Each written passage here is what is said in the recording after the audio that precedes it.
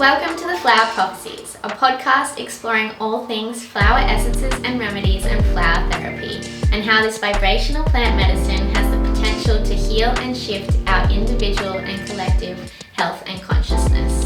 We'll be diving deep into the specifics of individual essences, nature's energetics, emotional healing and growth, as well as hearing client case studies, hosting special guests and professionals, and I'll be sharing my own personal explorations and philosophies channeled straight from the flowers. Through my own unearthing, I have discovered what I believe to be the most profound teaching of the flowers, and I now wish to share with you the practice of alchemizing fear into beauty.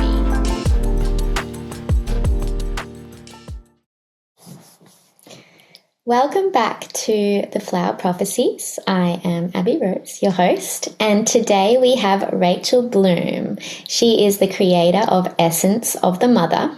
She is a medium between plants and human. She has studied the secrets of the flora since her adolescence. What was once a means of running to nature to find comfort, stillness, and truth soon became a lifelong discovery of the secret healing world within a single flower. Thank you for being here, Rachel. So lovely to have that mirrored back. Mm. Like, well, yeah, that's what it's. Yes, absolutely. It's funny, you're not the first person to say that after I intro them. It's interesting. It's like that same, I guess, lesson in life that everything comes back to, of like that reflection of ourselves in others. So beautiful. It's like buckling me in. Buckle up, let's go. So your journey into flower healing is fascinating.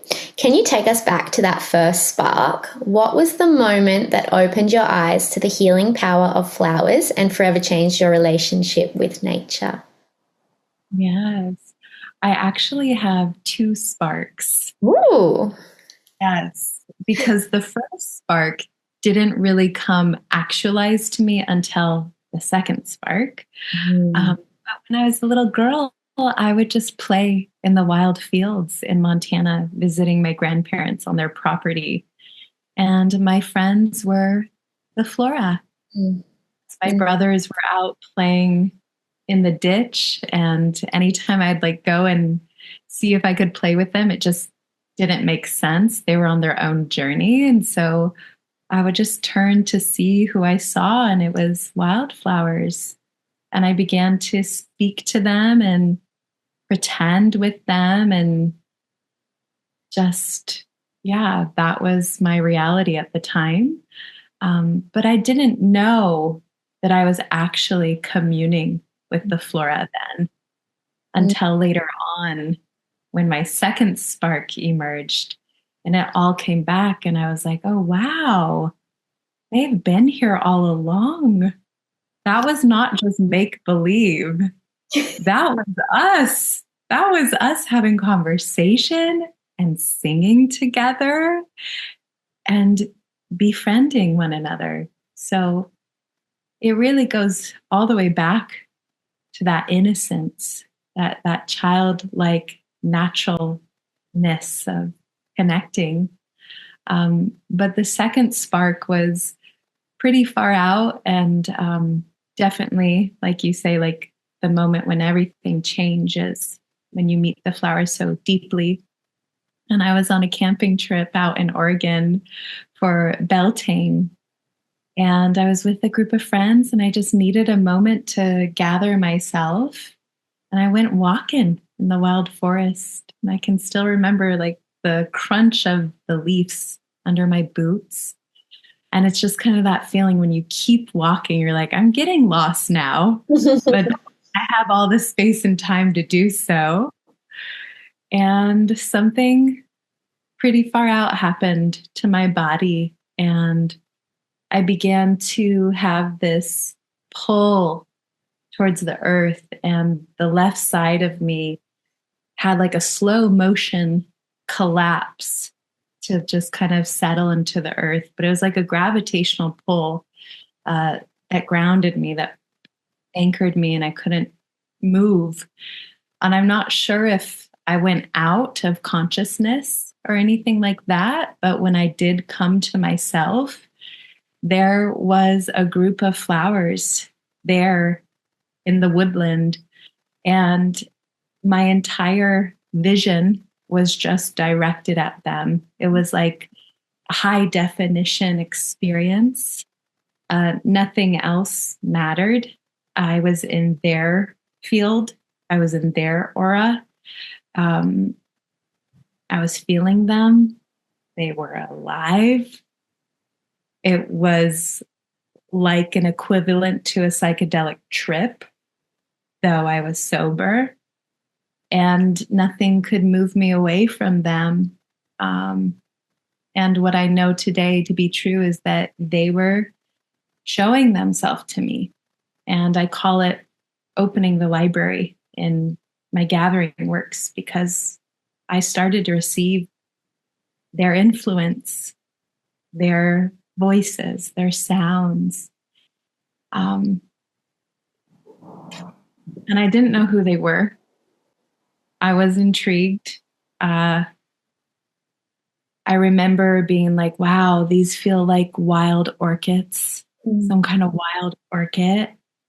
Very fascinated by them because they had these long, 3 sharp petals that stuck up, kind of like feathers on a headdress. They had this open mouth with little spots. And I had never seen a flower like them. So, I mean, this probably went on for 2 hours, being sucked into them and absorbed. And I was like 19 at the time, so my maiden was really present. And this was earth-shattering. Like, I was not using flower essences at the time. Yeah, it was intense and it was special. I have goosebumps saying this.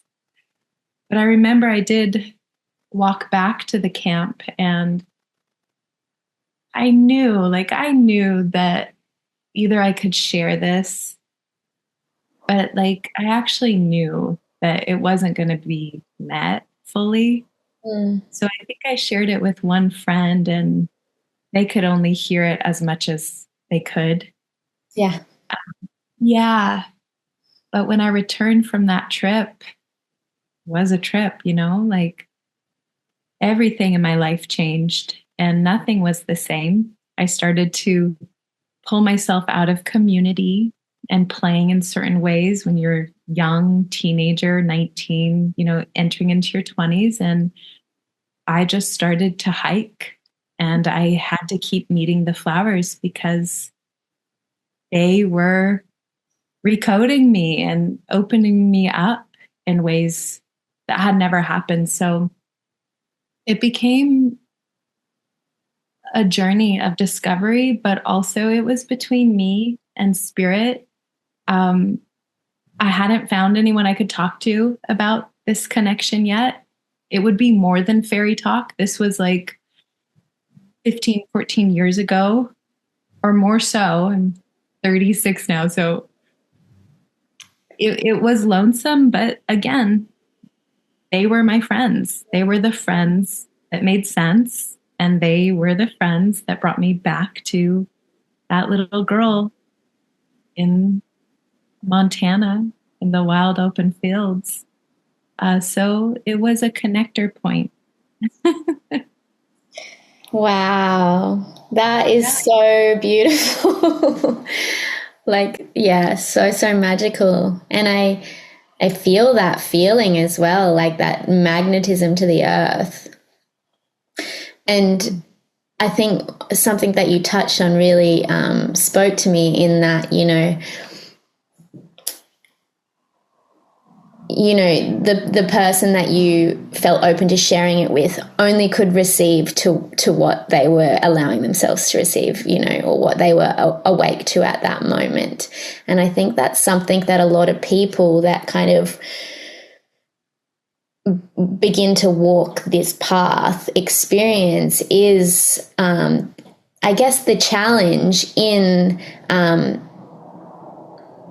not being received fully by others in this experience and what we're experiencing. And so I would just love to, because I have a lot of clients as well that are sort of that navigate this when they fall into this world and start being drawn into this world of like how to share this experience or know when and what we can share of our experience to others. And I'd love to just get maybe some advice that you may have on finding yourself in that place and knowing how to navigate that, if you have anything to share there. Well, that's why I'm so excited to sit with you, because it is rare to meet another who can go to certain depths with their understanding with the flora and how the flora is truly allies and deeply, deeply healing us in these ways that are out of ordinary to speak about. And like we're saying, like, if you can't relate, there can be a wall. There can be a layer between you and other. But what I have seen, at least on my path, is that it's this sense of inspiring. It's not necessarily being like telling or teaching of this is how the flowers should feel when you work with them every day. This is what should be unlocked or what you are to be experiencing. It's just simply giving them reference to your own experience and being the embodiment of it, which then shows them certain levels that are possible, different depths that are possible for them to surrender into if their soul so chooses, and just knowing that it's possible. Yeah, beautiful. Thank you for sharing. And I love your use of understanding rather than understanding. Definitely. That's what it is. Yeah. Love that so much. Beautiful. So, you describe yourself as an intuitive channel and spiritual advisor focused on sacred self-love mastery. Could you break down what this actually means in practice and perhaps share a story of how this approach has transformed someone's healing journey that you've worked with? Yeah, definitely. I know that self-love mastery sounds pretty massive. It's because it is. I believe that we are all here for the human experience to master a connection to our source of love. And that's at least like what my journey is. And I see that as I practice choosing love, it becomes very masterful in my life. So whatever I'm faced with that feels of shadow, of deep tear, fear, pain, question marks, the uncertainty, all of that heavy weight is the opportunity for my soul to bring through love and to get to through the vehicle of my own love. And as I do this, then it no longer is burden. It is transitioning right before my eyes and physically within me, and it changes my thought process and how I lovingly speak to these actions that take place in my body as reactions. So it all comes down to love. And it brings us to look at the masters, Yeshua, Buddha, all of these great masters, Mary Magdalene, they were sourcing love into darkness, shadow, humanity. So in my work, I support people in just truly learning what their love feels like, giving space for their love to be embodied, to choose it, to learn it, to plug it into their human experience, whatever is surfacing, and just to let that be the simple work. It's really simple when we look at it that way, but it's deeply deep for everything that does surface through the work and the practice that has not yet been actualized in love, that has not yet been held or feels unworthy or doesn't even know where to start. So it is very much an internal reprogramming to source through love, to love through center, and to learn what is that center. And at times to even develop it or to make a loving center within yourself, and to allow that to be everything you choose from as much as possible. And even when you're not choosing from that love, to let that moment be what brings you back to the nourishment and the mastery of your love. So it's a big process of intuitively counseling, meeting each being for where they are at, what is coming through them, and plugging them into being this healing source of mastering themselves as love. It's beautiful because, over the last, I don't know how long, maybe it's 6 months or so, reflecting, each time I'm sitting with myself and I'm really like searching for an answer or, a confirmation or guidance. And I sit down and I actually call on myself and ask, like, what is the way here? Like, what do I need to know here?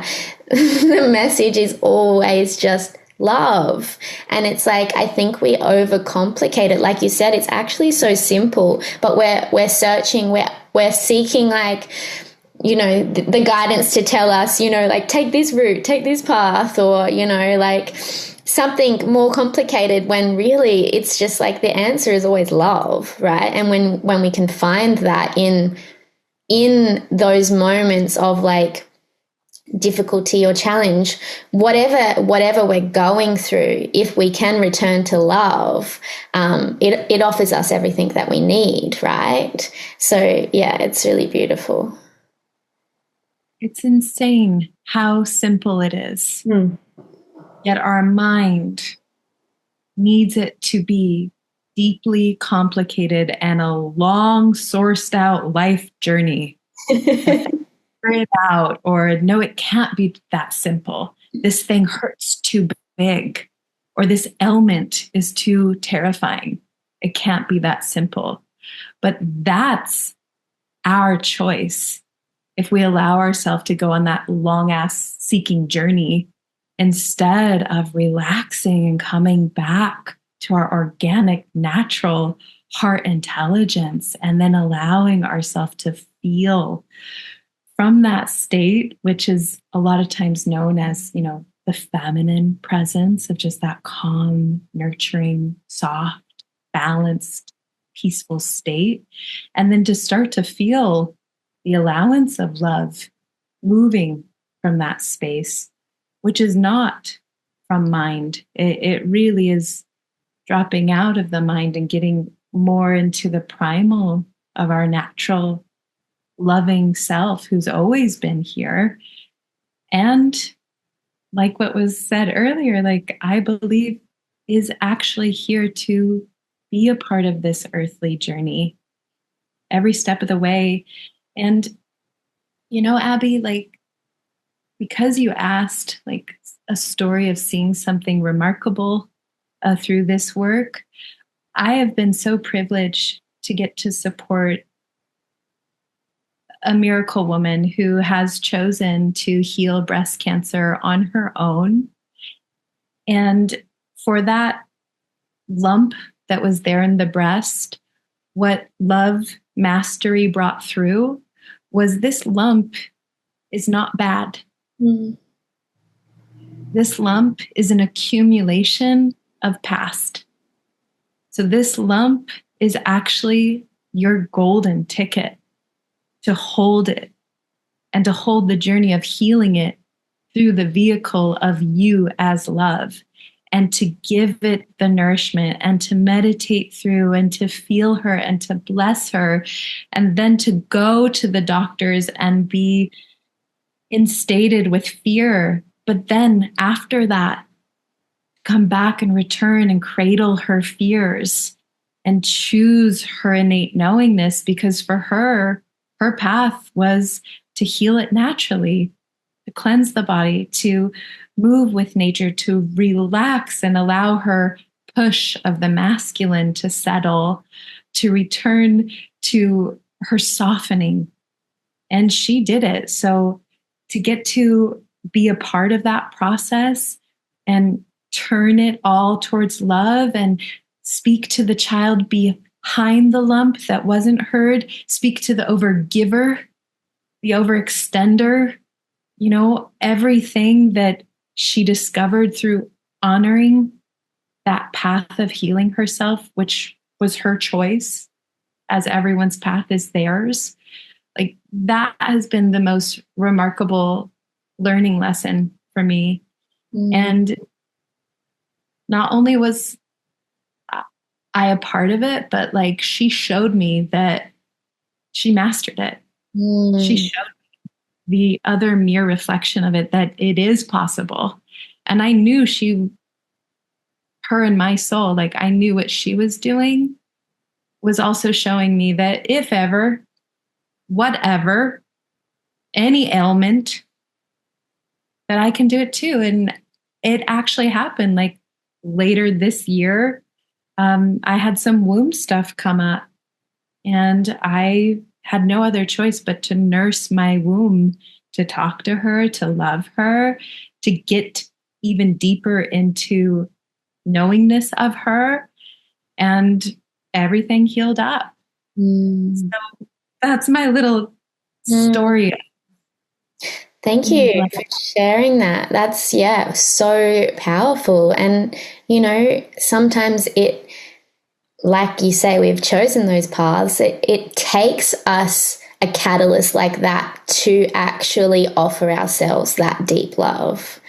And then once we do, like, we can really see that it is actually available to us. Like, we have that in us to give. So thank you for sharing that. It's beautiful.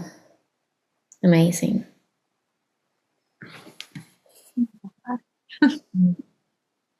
So, breathing into the Flora. So it is such an evocative name for your plant worship gatherings. I love it so much. Walk us through what happens in these sessions, these workshops, and what someone might experience if they joined in on one of these. Yeah, I wish for you to come. Yeah, I would love to. I actually have so many connections over your way now that I'm going to have to just come over and do a big trip and experience everyone's magic. Yes, let's do that. Absolutely. I would love to support you, and we can make something happen together. Yeah. Let's do it. You would love the circle. It is the place for all flower worshipers. I know that sounds intense, but it's what ends up happening, because when you come into the sacred space, all of our attention is upon the Flora that's in the center of the room. She's the main attraction.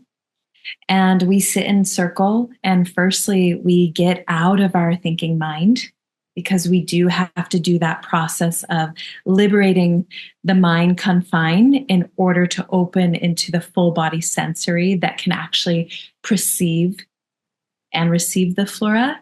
So we do some movement, some wild breathing, and just loosening up, getting out of the structures.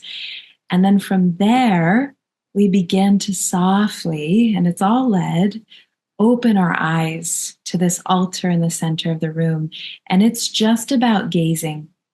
And that came through because of my second spark when I had my collapse and the eyes opened and nothing else was to be seen but the flora. So we go into that state of just simply gazing. And through the gazing, we are charging up the space. We're invoking their energy. And it starts to be felt by every point of that circle, whoever's sitting in that gaze. And I see energy. So the energy of the flowers are pointing and directing, and they're so happy to have the attention. They're just overwhelmed to be received in this full sensory way, just like what they give to us when we're like, oh, you're so beautiful, or oh, well, look at that gorgeous color. They take us out to meet their joy and their beauty, to bring us into radiance.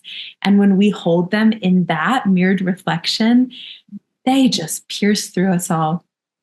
So in that connection, then there's some guidance to what are you feeling? What's opening up? What are you remembering? And all of this comes through because that was my process. On the trails, the flowers would bring up feelings. They would open things. So we go into this process of really becoming invoked by them. And afterwards, the library opens. That's what I call it. And we all communicate very personally of how this flower's consciousness is moving through and what it is saying. And some of it is very connected to the collective genre of the flower, what she wants to say for the collective. And others' expressions are very personal of, this is what I've been moving through. And the flower is inducing this powerful affirmation right now, or she's helping me leave this situation and showing me who I really am, or she's opening this strength within me that I didn't know, or this ancient memory, or this deep longing. So it's so beautiful when we gather in this way to learn them in a really deep, sensorial, visceral experience, and then to be moved by each other, and then to learn from one another. And then from that process, we enter into flower essence therapy. So we haven't taken any flower essences at this point. We're bringing them in with our gaze, our energy, our conversation, our body, and then we move to the medicine.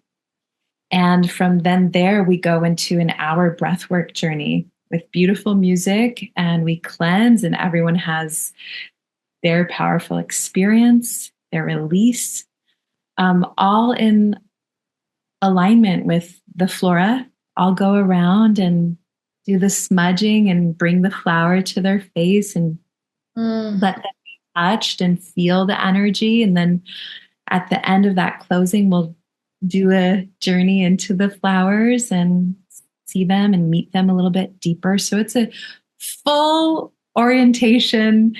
And one of the most beautiful things is everyone leaves these gatherings knowing the flowers in their own deep way. And then they move out into the world and they don't look away from these flowers anymore. They don't just like, oh, you're beautiful. They now know the plant with like a deep recognition. And in that recognition, then something starts to happen. And then they start to live in this connection to the flora, in a real deep connection, and knowing that they are ally. So that's something I think is the most important of these breathing into the flora gatherings. Oh, it's so beautiful. I really, really want to just be with you on one right now.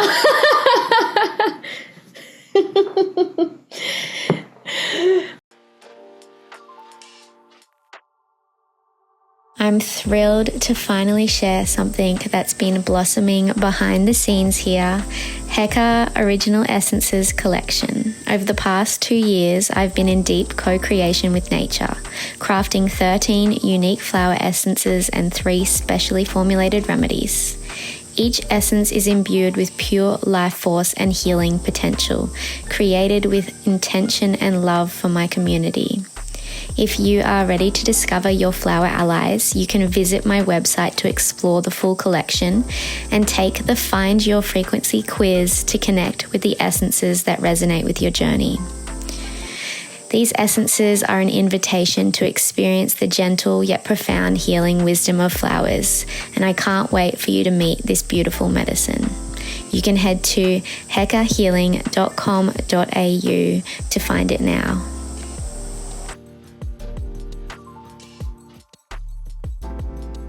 But this moment as well, like where it changes from, like you say, just seeing a flower and recognizing it for its beauty and seeing a flower and being deeply connected to it. I know that experience of that shift in like connection, and it's so powerful. It's so, so powerful. It is different. It moves you. It shakes you. It opens you to feel deeper. That's the gift. Absolutely. So I was really drawn to connecting. I think I followed along with you for a little while, but I was really drawn to connecting with you because a flower was speaking to me recently. And it was coming to me in my dreams every night. And then I was just, it was coming to me everywhere. And look, actually, I don't know if you can see this beautiful watercolor painting of bougainvillea on my wall. Oh, I thought she was pressed. No, she's watercolor painting. It's gorgeous. Yeah. And I've had that on my wall for years, and I've never connected with bougainvillea, but I was always, I would always like look at it and think, I wonder when the day will come where I'm called to you. And she started coming to me in my dreams, and then I was seeing her everywhere. And then I reached out to you because you actually shared you were doing a breathing into the Flora with the bougainvillea. And I was like, okay, it's the time, but I still hadn't experienced her yet. And in between, I think when I contacted you and now I was called to make an essence with her from specific bush that's like just near my home. And when I made the mother tincture, I had some of it, and it just catalyzed this powerful release within me over the next like few weeks. And it's probably one of the most like, I just had a bit of the mother tincture, and it was probably one of the most like powerful sort of, I just feel so different since that. And to me, the bougainvillea was like a release of this really deep ingrained grief that I hadn't allowed myself to feel. And yeah, it's just been so powerful and so transformative for me internally, and the way that like I see the world and opening it up to me. And I don't know, I just was sharing that story because that's what brought me to you. Wonderful. What color did you resonate with? So it's like the light orangey pink, or well, exactly the color of the one in the watercolor on my yeah. That is so beautiful. Yeah, I was excited that the bougainvillea brought you through. I was like, oh wow, this is unique.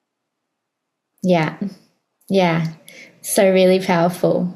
So I'd love to actually hear how, because I know that, you know, we all experience, they're all here bringing up, you know, the specific medicine for us individually, but I'd love to hear maybe a little bit about the bougainvillea in your experience and what sort of was cultivated in that specific breathing into the flora, if you would like to share. Actually, I would love that. Because something that I'm remembering is your share lightly of it brought through some deep, untouched grievance. I remember this lovely woman, and I think she was in her 70s, in one of the recent circles in Ojai, California, and she was holding the flora, and because they're very thin, like the petals or the petals that we look at are actually the leaves. The colorful petals are known as the leaves of the flora, which took me out. And then when you pierce in, there's these little tiny white, star-like flowers. But when you look, they're so bright in these leafy petal-looking arrangements. This woman was holding the flora, and she was like, they're so translucent, and they're reminding me of this elder woman that she's been tending to, who's at the end of her lifespan. And they're reminding me of the delicacy. And she said, I see them in this woman's hands. I see them in like the changing and the thinning of the skin, and that the skin is so thin that you can like see the veins and more so the bones. And I thought that was so beautiful, because in her experience, that's what the flower was reflecting. It was reflecting beauty in aging, translucentness of being able to see someone's life journey. And she really took that through the leafy, colorful petals, which I'm reminded because of your soft chat about your share about the grief. For me, this flower is very dragoness, like this cultivated heat and passion and like thrill. And when you look at how it travels, it has like these long arms, just like pointing direction and like moving to gather. And whenever I see her out in California, she's always about abundance, consciousness, like this wealth of this vibrancy, and waking us up to feel like this deep, visceral vibrancy. And so she's came to me to actually, I do connect. She rattled me from, the past version of self who lived through a divorce and closed myself down and left my vibrancy and left the passion and had a huge healing journey. She came through and like fire elemented some of those old ties of hiding and keeping myself down and like starting to pick up some BS belief systems of I'm getting older and this means I can't be as bright and as vivacious and all of this stuff. So she really cleansed with like this heat around this connection of dimming down my vibrancy over heartbreak and the grievance of that. But a lot of lioness energy in that circle was coming through, and it happened to be on the Lion Gate portal weekend. So we weren't sure. We were like, hey, is this her? Is it? Did anything like that move through you? Well, that resonates a lot, because it's kind of like for me, this grief that I hadn't acknowledged and that I was able to release and process brought me to this awakening of these elements that I dimmed as well, you know? So it was like through that, you know, where I hadn't given recognition to this grief, I was shutting myself down, right? And I was turning off those lights that otherwise I would allow to like shine. And since then, that's, you know, what has happened. You know, I've really opened up and feel that fire and feel that shine sort of coming through now that I've been able to like really acknowledge and release that grief. So that definitely resonates. Wow, that's her. Yeah. That's them. Yeah. Beautiful. With her again. It's so good. And like, yeah, it was just like such a powerful call to her as well of like, you know, she was just coming to me every night in my dreams and just everywhere I looked. So yeah, it was beautiful.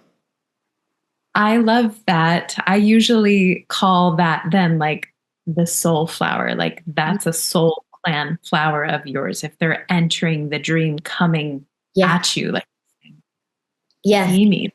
Yeah. Absolutely. Because I don't often experience them like that, you know? Wow. I am just goose bumping. She loves you, Abby. Yeah. And to support your work.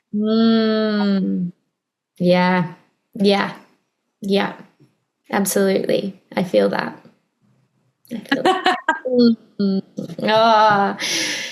Also, I wanted to touch on, you know, you spoke to like it was happening on the Lionsgate portal, and so you were a bit unsure of like whether it was that coming through or whether it was the flower itself. And, you know, the more that I work with the flowers, the more like, the more aligned I become with everything happening in the cosmos, everything that's unfolding. And it's just like, I spoke to others about this on the podcast before as well a little bit, but it's just like, it's kind of just mind-blowing how much they align you to the rhythms and the cycles of the universe, right? And like, you can sort of go into this questioning of like, oh, maybe it's not the flower, maybe I'm feeling it from just the cosmos. But I think it's like the flower that's actually tapped you into receiving that energy in totality from the cosmos, and being aware, being awake to it, if that makes sense. Yeah, I agree with that. As we know, Flora is the highest vibration of the natural world measured, and they all usually bring us into this state of awe. And when we're in that state of awe, we're in this state of like innocence and remembrance. And in that allyship, we're pretty clear. When we look to see the flowers, majority of them are all blooming up to the sun. And then there is a clan that blooms up to the moon. And the Flora, as their own colony, they sometimes close to the night sky, or they're underneath the night sky, the stars. They're in living symbiosis with that is above. And they are cycling, you know, they're opening, they're dying, they're decaying, they're blooming, they're growing to the higher order. And I deeply, deeply feel that the flowers are in constant communication to the cosmos and the astrological ties deeply, though they are so rooted as Earth. Absolutely. I agree. I love that. That was beautiful as well. Just the way you shared that. Really beautiful. So I would love to, I mean, I guess you kind of have touched on it, but I would still love to ask you what moves you most deeply about guiding these invocation journeys, as you call them. Is there a particular moment or transformation you've witnessed that captures the essence of why you do this work?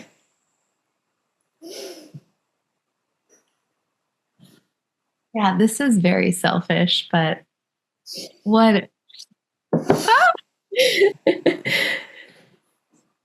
I mean, I feel so lucky to get to sit in a circle and to nerd out, praise out, worship these flowers for 2.5 hours long, and to just not be alone in this process of what I've been doing for majority of my life, and then to see others desire the same, and then to see them come back and to see them dive deeper into knowing nature like they've never known nature before, and to see and witness them not even questioning, but to like really be this now advocate for the message of the flower, and for them just to completely kind of like just show up, and that now there's a likeness, now we're like, we get the like, we're here for the same reason. You're not here just exploring, testing anything out, and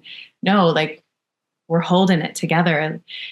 That affinity, that like figure eight, it is one of the highest gifts. It's like, oh, I'm not alone in this anymore. It's so spectacular. So that's very personal for me, but it turns me on. And then, right? It's just like, absolutely. I mean, yeah.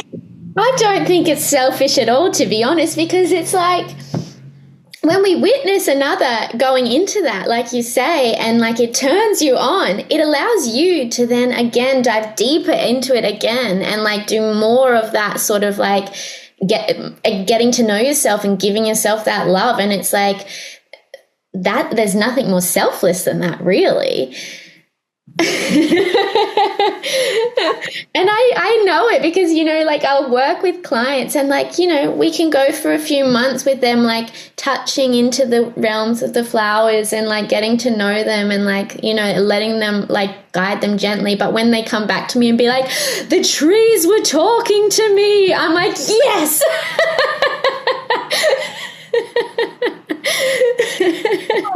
It's so satisfying. I love it. So I'm with you on that. Yes, thank you. And that's why this work is so precious and so important. And it's what the children already know. Mm-hmm. Is spreading the seeds of remembrance. And the more that we are attuned to nature this way, the more we choose for her, the more we literally make different choices in our life and what we invest in and what we exchange our currency towards and just all our choices. It starts to change naturally because we have this deep reverence. We have a real living connection. Yeah. We're in relation to her. Like, that's why it's so precious. Absolutely. Yeah. Absolutely. So good. I love it. So there's a distinct lightness and joy that shines through your work and what you share. Even when we're dealing with like this, we've spoken to like this deep healing. So I'd love to know how you balance holding space for both the challenges and the depth as well as the joy in this work. What role do you feel like joy plays in the healing process itself? Yeah, that's so big. I don't think that everyone will understand this. But for me personally, whatever shadow, whatever experience of my inner humanity, whatever I'm going through that is heavy and is like the mother load, I know deep within myself that it's here for me for a reason. And I don't question anymore. And I don't push it away. And I don't fight it. So there's this acceptance. And in that, I see that I become more powerful in self-respect, in knowing my boundaries, in learning what needs to be held and how I need to speak to myself. And I share that with those who I work with as well as a reflection for their humanity, their heavy load. So I encourage it when the denseness comes as a joyful act of like, yeah, good, it's here. What will evolve as you allow yourself to feel it, to meet it, to journal with it, to ask yourself these questions? Great, it's here. It's the opportunity for your soul to step up, for you to choose to change or shift your karma because it's here. So I get it. You know, I'm fortunate. I've worked with my teacher for many years and I continue. And I've only seen that as I confront the density and the heavy load of humanness and life on planet Earth and society and every next shift, that something changes inside of me and I start to trust in Earth. I start to trust in my love. And I see just the growth of how I can now surface myself and manage differently and make small pivots and choose to change my perspective, choose to see, is there a doorway here? There must be. There has to be. Why else would it be here right in front of me, right in front of us all? So I don't know if that makes sense to anyone else. It's very personal, but I see, and for others, I see great joy in them healing through their hardship. I don't even, I understand it's a hardship, but in this higher perspective of spirit connection, I see it as this gateway for them to meet their true self, for them to cleanse lovingly the muck of that pain and that real living situation. And that's not to really speak lightly of it or anything, but I see, you know, my best friend mourning the death of her mother, and I feel what it feels like to hold love around her process, and for that to see her then choose love through that process too. And it becomes a completely different path of living through that tragedy, that deep, deep heart wound, that heaviness. And all of a sudden there's a different state of joy to how she's choosing to swim through, to grow through, to look at herself, everything that's coming up, what she's choosing. And to me, in my eyes, I'm just like, that is joy. That is some kind of other kind of joy right there, because she's going into a completely different realm and she's letting it take her higher into her heart. So that's a tricky one, but no, that resonates. Yeah, it does. Like I feel that like on every level. And I also feel that like that when we can witness others, that can seem really hard to come to terms with and really hard to grasp, and really challenging to grasp. And I think, you know, it does take a certain shift in perspective to be able to experience that, but it is possible as well. And so, you know, I think as well, that's what the flowers eventually allow us to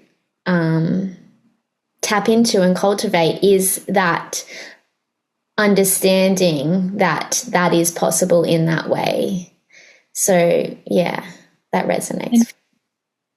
In that possibility, like that's great joy for humanity. Yeah. And just that, you know, because it really is up to us of how we're going to choose to see through whatever we're experiencing. Like that's where we have spiritual authority.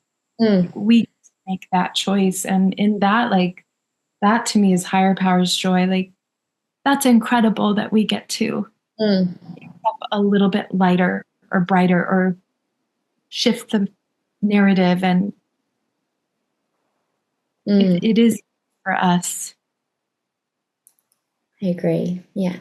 Beautiful. Thank you again for sharing that. Yeah. feel how strong that pull is within you. Yeah. Yeah. So we all love a good flower magic story. I know you've shared your sort of spark and your falling into the flowers, but I would love if you could share an unforgettable or memorable experience you've had with flower essences yourself. Yes. With the essence, yeah, I would just love to share because I'm sure that many can resonate with this. I just remember the most magical with the flower essences was starting to take the first flower essence that was gifted to me, and it was I think it was chrysanthemum. Yeah. And I just remember after a few weeks, I was young, I was just taking this thing. The flowers had already sparked me. So then I learned about flower essence therapy. But I was in my bedroom one evening and I just had this insane like jolt of energy, like the light went on, an aha moment. And I was like, oh my God, like I'm different. And I just knew it to be true. I was like, I am so different. Things are different. I am different.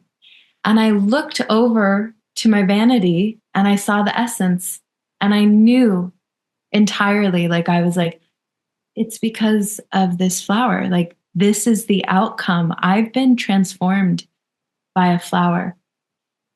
And that was another understanding because it was just that awakening period.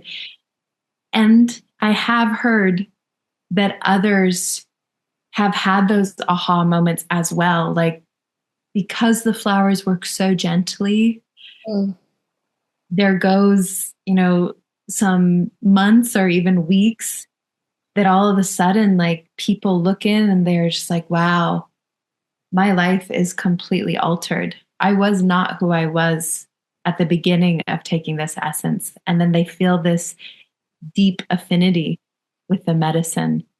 So that's very magical, as simple as it is. Like, yeah.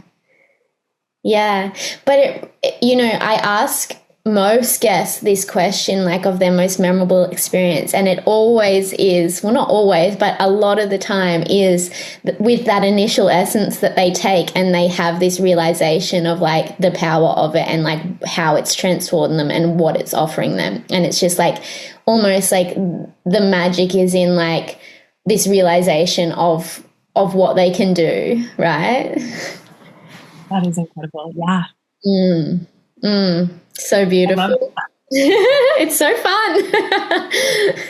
That's when you shared with me that you've been taking essences since you were 10 years old. What I mean, a difference because you were so young, you may have not noticed, or you may have noticed. It might have locked in. Well, it's interesting because I have reflected on this over the last few years, and all I can see now is that how it is that while I, went many different directions and experienced many different things, I can see now how the flowers were orchestrating it all along. And the moments where they came into my life, whether it was when I was,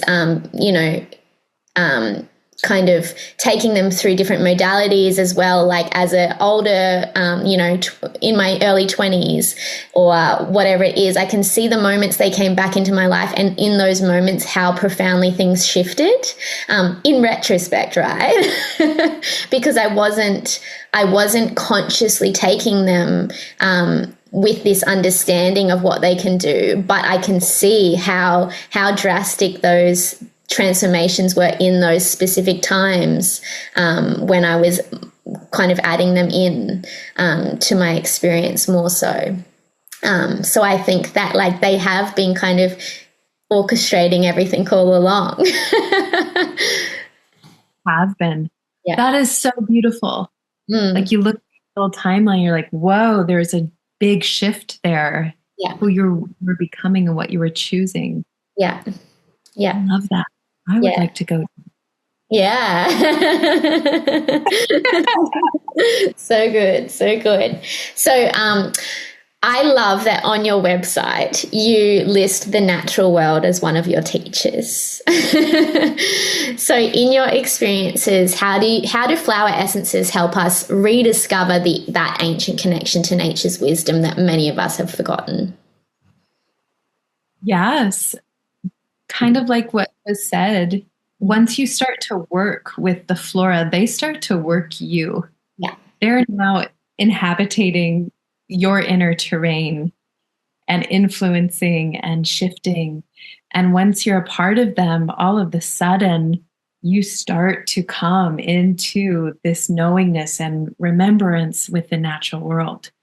So it's just that likeliness. It's because you are working with them, they're going to bring you out to meet them and explore their natural terrains. There's just this natural pull. I think it's as simple as that. Yeah, me too. Yeah. I love it. I love it. So what are your plant allies at the moment that you're working with? I am with the stargazing lilies right now. Oh. And I have some here because we just had breathing into the flora. I've been working with these flowers for 3 months, loving with the lilies.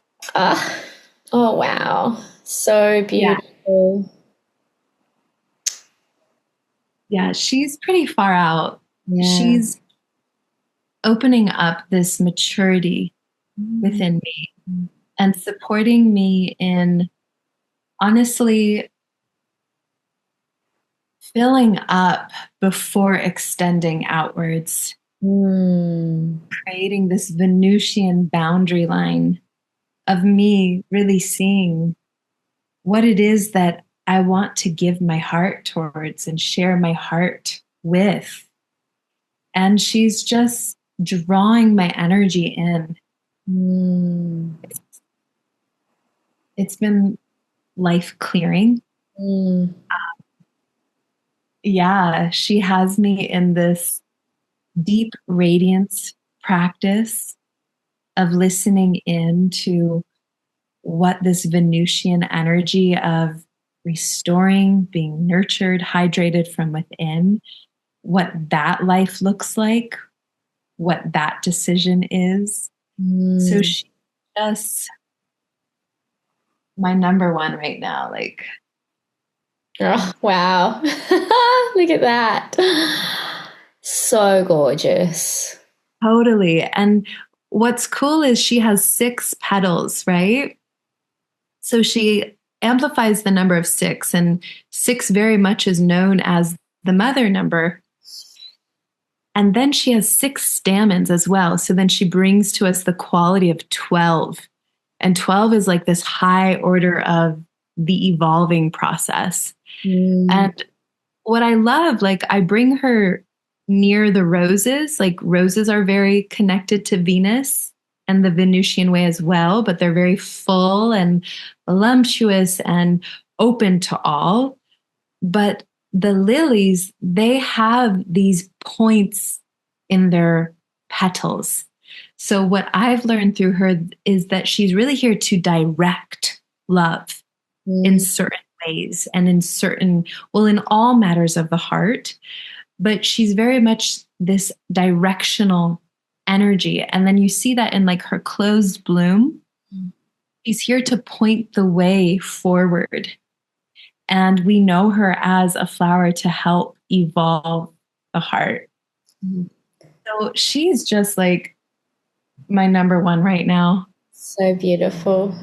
Yeah. I can feel her.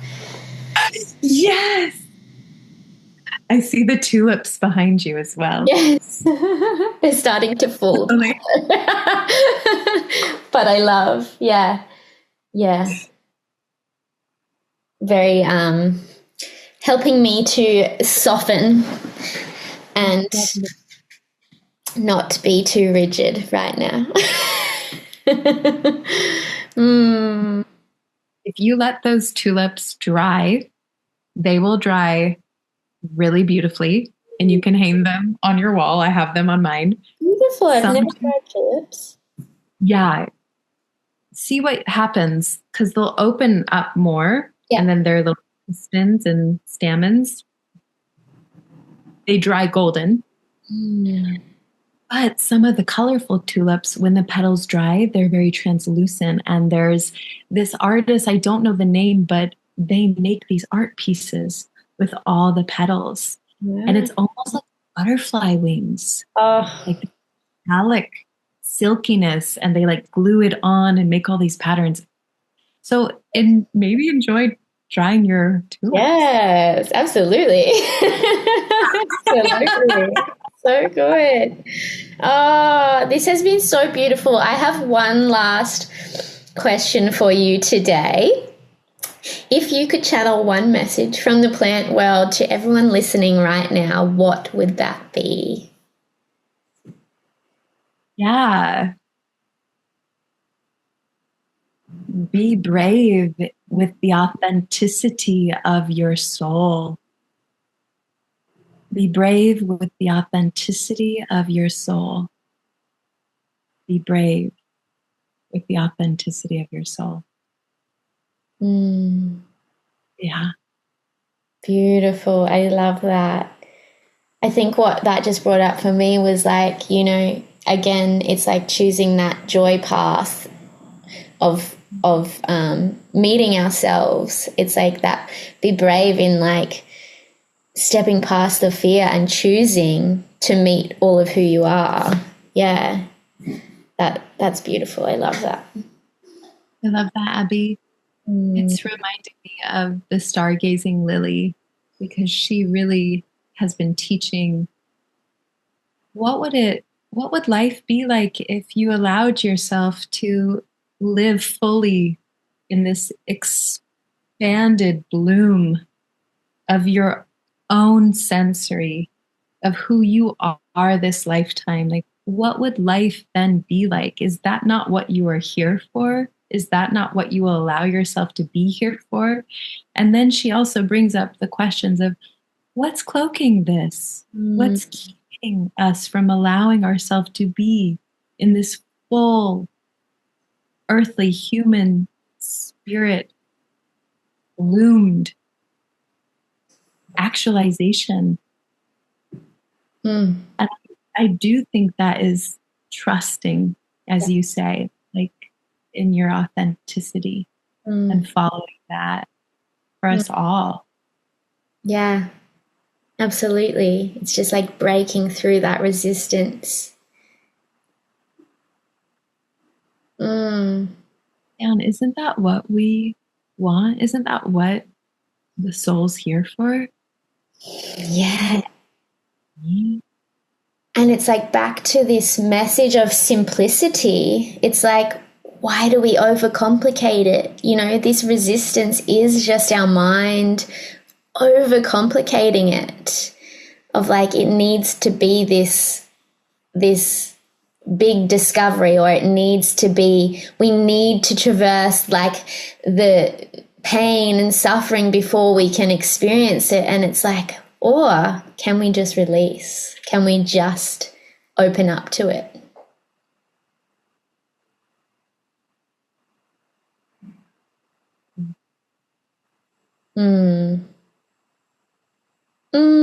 This has been so beautiful. Oh, thank you so much for just allowing me to sit in your presence, spotlighting the Flora. I would love to do the same in return someday. Absolutely. Yeah, I'm down. I'm open to it all. But it will probably have to air on your podcast. Yeah, that's fine. Let's do it. Love that. Yes. Amazing. Thank you so much. If Anyone would like to find you and your offerings, where can they do that? Yeah, we can meet on Instagram at Essence of the Ma, and we can line at essenceofthemother.life. Those are my ways. Beautiful. If you're in Topanga, California, that's the jam out here. I've literally been like, while we've been having this conversation, planning my little trip out of like all the different people I'm going to go and see and all the different places I'm going to experience. I'm like, oh, this is like a beautiful little like soul retreat for me. I feel this happening. Yeah, absolutely. When can you feel it though? Like, is it 2025? Oh, maybe the following year, actually. Okay, yes. Or we'll be dialed in for your arrival. Yes, absolutely. Thank you so much. And thank you everyone for tuning in. I hope you love this. I know you would have. And please leave your feedback on the episode or share on socials or get in touch and we can continue the conversations. But yeah, thank you so much, Rachel. It's been such an honor. Such a pleasure, Abby. Long live the flowers, sister. Yeah. Thank you, everyone.